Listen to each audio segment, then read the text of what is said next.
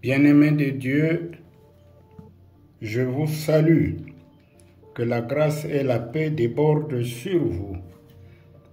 Nous sommes réunis autour du psaume 25, qui a pour titre « Seigneur, montre-moi la voie à suivre ». Ce psaume est l'expression des sentiments d'un homme affligé qui demande la direction de Dieu et la délivrance. Comme ce chant appartient au répertoire des chants de David, cette prière semble être inspirée par les épreuves personnelles que David a eues à traverser dans sa vie.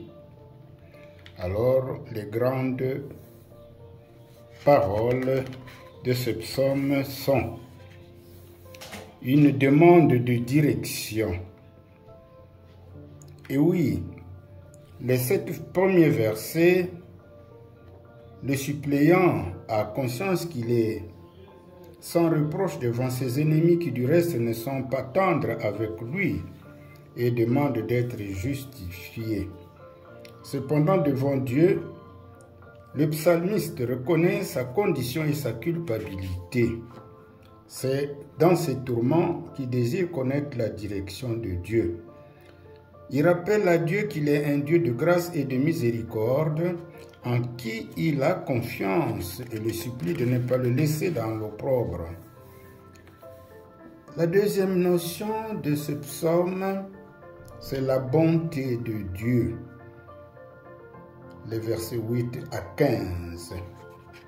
Après avoir demandé instruction sur la voie à choisir face aux tourments qu'il traverse, le psalmiste médite la bonté du Seigneur, bonté à laquelle il vient de faire appel.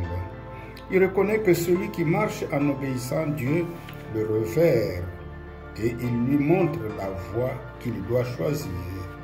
Ainsi Dieu lui accorde miséricorde, bonté et protection.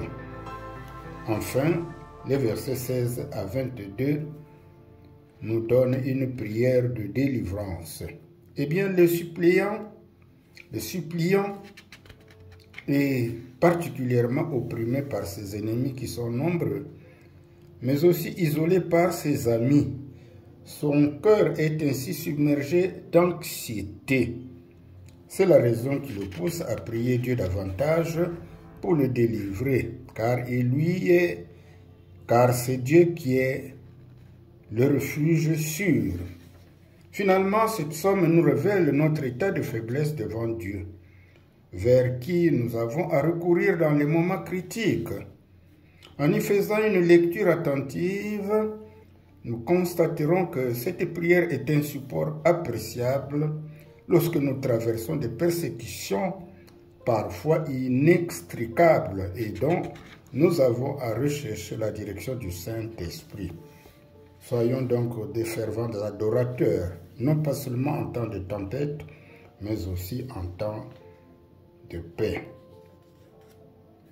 Alors, nous allons à présent prier le psaume 25. Vers toi, Seigneur, j'élève mon âme, vers toi qui es mon Dieu. En toi je me confie, que je ne sois pas déçu, que mes ennemis n'aient pas le dessus. Ceux qui comptent sur toi ne seront pas déçus. Seront déçus ceux qui te mentent sans raison. Seigneur, fais que je connaisse tes voies. Enseigne-moi tes sentiers. Fais que je marche dans ta vérité. Instruis-moi, puisque tu es pour moi le Dieu qui sauve. Et tous les jours j'espère en toi, pensant à ta bonté, Seigneur. Réveille ta tendresse, Seigneur, et tes bontés qui sont de toujours. Oublie mes péchés, les erreurs de ma jeunesse, et souviens-toi de moi dans ta bonté. Le Seigneur est bon, il est droit, aussi il corrige le pécheur en son chemin. Il fait que ces pauvres vivent dans la droiture. Il enseigne aux pauvres son chemin. L'agir du Seigneur n'est que grâce et fidélité pour ceux qui gardent son alliance et ses lois. Fais honneur à ton nom, Seigneur. Pardonne-moi ma dette car elle est grande. Voyez-vous quelqu'un qui craigne le Seigneur? Il lui fait voir aussitôt le chemin à prendre. Son âme est à demeure dans l'abondance. Ses enfants posséderont la terre. Le secret du Seigneur est pour ceux qui le craignent. Il leur fera connaître son alliance. Mes yeux ne se détournent pas du Seigneur. Il me gardera du filet à mes pieds. Regarde-moi, Seigneur, et compassion de moi. Vois que je suis seul et sans moyens. Retire-moi cette angoisse qui m'oppresse et fais-moi sortir de ces épreuves. Vois ma misère et ma peine. Enlève tous mes péchés de dessus moi. Regarde le nombre de mes adversaires. Quelle haine, quelle violence à mon égard. Garde-moi en vie et délivre-moi, que je ne sois pas déçu d'avoir compté sur toi.